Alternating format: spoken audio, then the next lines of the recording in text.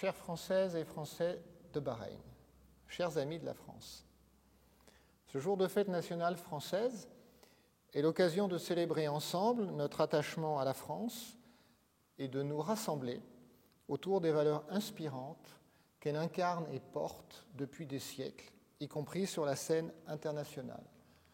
Pour la deuxième année consécutive, et j'espère la dernière, cette célébration se fait sans pouvoir nous retrouver de manière conviviale et amicale, comme nous le souhaitons tous. Il nous a fallu en effet, comme le font jusqu'à présent tous les autres pays lors de la célébration de leur fête nationale à Bahreïn, privilégier la santé et la prudence à l'égard du virus. Alors bien sûr, la situation s'est très significativement améliorée ces derniers temps à Bahreïn, justifiant le passage en cours de confirmation du Royaume sur la liste des pays dits orange, en attendant le passage au vert, objectif que cette ambassade porte, soyez-en bien convaincus, auprès de nos autorités. Cela nous permettra de voyager plus aisément en France et cela permettra aux amis de la France de bénéficier d'une reprise de la délivrance des visas. Je vois à travers cela un désir de France qui est une belle réalité et un motif de fierté pour nous. Alors pour ces déplacements, la vaccination reste, comme l'a dit le président de la République le 12 juillet, une étape décisive, un atout maître, un devoir collectif. Elle est offerte à presque tous à Bahreïn, ce qui est remarquable. Et j'ai eu plusieurs fois l'occasion de remercier les autorités bahreïniennes en notre nom à tous. Je salue votre résilience face à cette pandémie. Voilà plus d'un an que nous faisons face à diverses restrictions, à Bahreïn comme en France. Elles ont fluctué en fonction des différentes vagues de la pandémie et ce poste s'est adressé à vous à plusieurs reprises ces derniers mois pour vous informer de ces évolutions. Je sais que cette situation n'est facile pour personne, mais nous avons respecté ces restrictions et c'est tout à l'honneur de notre communauté. La pandémie n'a pas empêché la coopération entre les deux pays de continuer à s'enrichir. L'ambassade a poursuivi ses efforts et son action dans divers domaines. Au service de la communauté française d'abord, avec une section consulaire active à l'image de son implication dans l'élection des conseillers des Français de l'étranger du 30 mai 2021.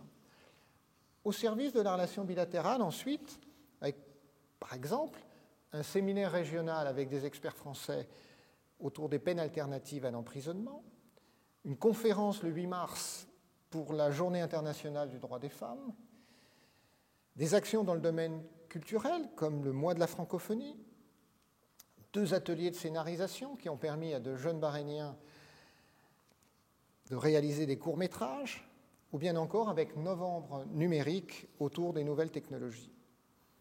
L'Alliance française de Bahreïn, je le souligne et je la remercie, a été à plusieurs reprises un partenaire toujours de qualité. La mission archéologique française au Royaume de Bahreïn a mené de nouvelles et fructueuses fouilles, rappelant notre contribution à la redécouverte du riche patrimoine historique et culturel bahreïnien, cette fois-ci autour de la période hellénistique du Royaume.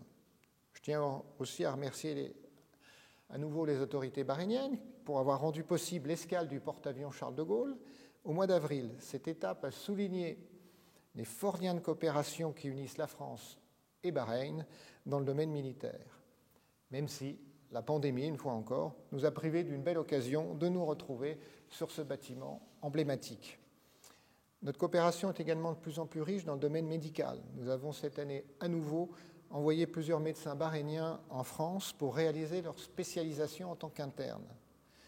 Ils ont aussi contribué en France à la lutte contre la pandémie de Covid-19 aux côtés de nos soignants et au service des malades. Et je les en remercie. Permettez-moi aussi de souligner l'aide apportée par le gouvernement français en ces temps difficiles aux institutions clés de la France à Bahreïn, à savoir l'Alliance française, la Chambre de commerce et d'industrie française à Bahreïn et bien entendu le lycée français international de Bahreïn. Il convient à cette occasion de féliciter tous les nouveaux bacheliers qui ont obtenu des résultats brillants avec un taux de réussite de 100%, dont 88% de mentions. La diversité de ces domaines montre que notre présence se décline partout. Je n'oublie pas, avant de terminer, bien entendu, le secteur économique et financier. L'inauguration en début d'année du nouvel aéroport international de Bahreïn, a illustré la place des entreprises françaises à Bahreïn. Plusieurs entreprises françaises ayant contribué à cette infrastructure clé du rayonnement international de Bahreïn. Et d'autres entreprises se positionnent sur de nouveaux projets comme le métro léger ou le deuxième pont reliant l'Arabie saoudite à Bahreïn. Et je salue enfin la vingtaine de conseillers du commerce extérieur de la France, engagés eux aussi au quotidien dans le développement de cette relation. À travers ces quelques exemples, je souhaitais mettre en valeur les liens forts qui nous unissent et rappeler la relation d'excellence entre nos deux pays. Nous œuvrons quotidiennement afin qu'elle atteigne son plein potentiel. Et je tiens à vous remercier tous, car par votre présence, par votre énergie, par vos projets, à travers vos activités, aussi variées soient-elles, vous êtes pleinement engagés dans l'amitié franco-bahreïnienne.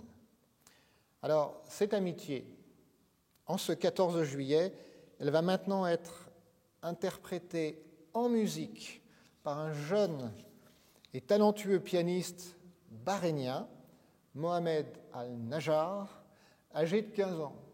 Il joue du piano depuis l'âge de 5 ans et a été en 2018 lauréat du concours des jeunes musiciens du Golfe.